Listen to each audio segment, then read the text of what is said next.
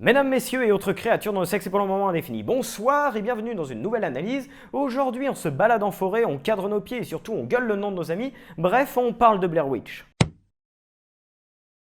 Comme vous le savez sans doute, ou alors pas du tout, demain sort un nouveau film de la désormais licence Blair Witch. Mais avant de vous parler de cette suite, revenons-en tout d'abord à Blair Witch 1 et 2. Sorti en 1999, le projet Blair Witch fait un carton. Celui-ci raconte les mésaventures d'un groupe d'étudiants en cinéma partis faire un documentaire dans la forêt de Blair à propos d'une sorcière. En prime, ça rime. Et lorsque l'on parle de ce film aujourd'hui, il est encore connu de tous, mais pas forcément pour les bonnes raisons. En effet, on aura tendance à vous le vendre comme l'un des plus grands films d'horreur de tous les temps, ou encore celui qui a terrorisé des milliers de personnes, ou même que son scénario est très original. Et au final, pas tellement. Le scénario est assez pauvre et sa réalisation très bancale. Et c'est en réalité le marketing surprenant du film qui a fait de lui ce qu'il est aujourd'hui. 1993. Daniel Myrick et Eduardo Sanchez ont une idée après avoir vu un documentaire sur des faits paranormaux. Faire un film d'horreur se basant sur ce genre de documentaire.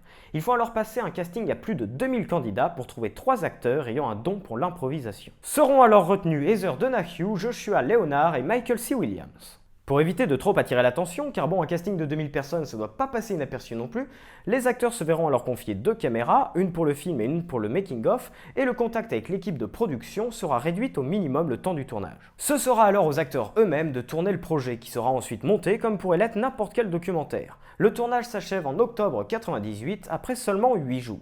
Et c'est maintenant que le véritable coup de génie prend place. Maintenant que le film est fait, il faut trouver un moyen pour que le public y croie. Sont alors mis en ligne sur internet quelques faux articles et des rumeurs concernant le film. Mais surtout, un documentaire voit le jour. Curse of the Blair Witch.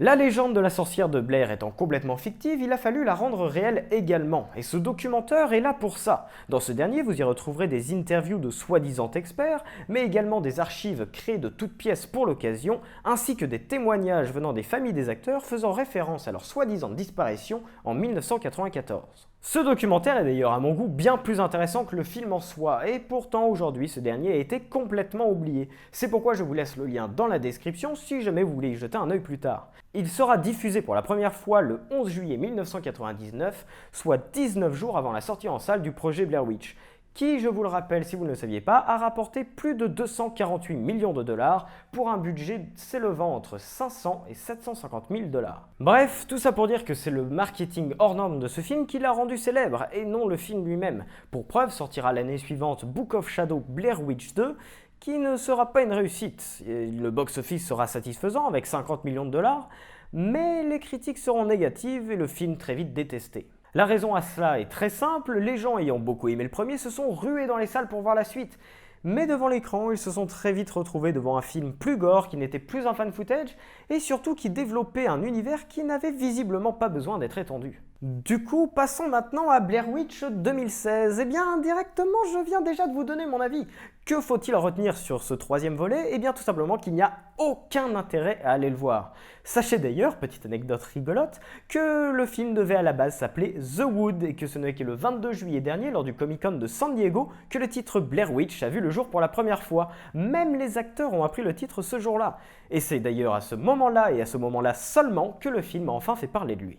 Cette anecdote est d'autant plus intéressante qu'elle me permet de rebondir sur un sujet plus vaste, celui des franchises. En effet, de nos jours, ce n'est plus les réalisateurs ou même les scénaristes qui nous font rêver, mais bien les franchises. Aujourd'hui, le cinéma est un business qui est dirigé par des producteurs qui ont pour seul but de s'enrichir. Et ils y arrivent très bien, les bougres, et ce seulement avec une seule chose, le titre. Et le dernier Ghostbuster en est la preuve. Combien de gens sont sortis des salles en se disant que le film était très mauvais, alors que la bande-annonce nous annonçait clairement la couleur depuis quelques mois. Ce qui ne les a pas empêchés de se ruer bêtement dans les salles pour, comme ils le disent si bien, se faire leur propre avis. Mais c'est une excuse assez débile, si on y réfléchit bien, que j'utilisais moi-même il n'y a pas si longtemps que ça. Car parmi ces gens-là, combien de gens sont allés se faire leur propre avis sur le dernier film coréen ou sur le dernier court-métrage autoproduit qu'on aurait pu leur conseiller? Eh bien, pas tellement. C'est bizarrement un titre très vendeur et un gavage publicitaire qui va miraculeusement vous donner envie de vous faire votre propre avis. Qui va au final très rarement différer de votre pressenti de base. Mais bon, vous avez payé, donc les producteurs s'en foutent. Et les exemples ces dernières années ne manquent pas. Nous avons eu Jurassic World, Terminator 5 et même plus récemment Star Wars 7. Et on sait tous pourquoi on allait les voir. Pour le titre. L'idée même de faire une suite n'est pas pour autant mauvaise, elle permet notamment de développer un univers fictif, ce qui sera d'ailleurs le cas du prochain Predator réalisé par Shane Black, réalisateur dont je vous reparlerai bientôt, qui a refusé le reboot de ce dernier, tout simplement car il jugeait que l'univers était assez riche pour ne pas avoir à tout reprendre à zéro pour y intégrer un nouveau film. Mais d'autres films, comme c'est le cas ici présent avec Blair Witch, n'ont pas un univers assez riche pour ça. Et son deuxième volet en est la preuve. Son flop prouve encore une fois que ce qui attirait les gens en salle lors du premier film, c'était son intention artistique de tromper le spectateur. Intention qui ne pouvait marcher qu'une fois. Alors qui sait, The Wood aurait peut-être été un excellent film, mais Blair Witch n'en sera pas un, et ça je peux vous le garantir. Alors par pitié, lisez le synopsis, regardez les bandes annonces et surtout posez-vous clairement la question, est-ce que l'idée me plaît avant de courir bêtement dans les salles voir ce film? Et puis arrêtez de vous justifier en disant que vous voulez vous faire votre propre avis, car vous savez à quoi vous attendre. Et surtout, vous savez que l'argent que vous allez investir là-dedans est la raison même de l'existence de ce genre de film de merde, de l'enrichissement de ces producteurs ignares et de la perte de pouvoir totale des réalisateurs et scénaristes des films d'aujourd'hui.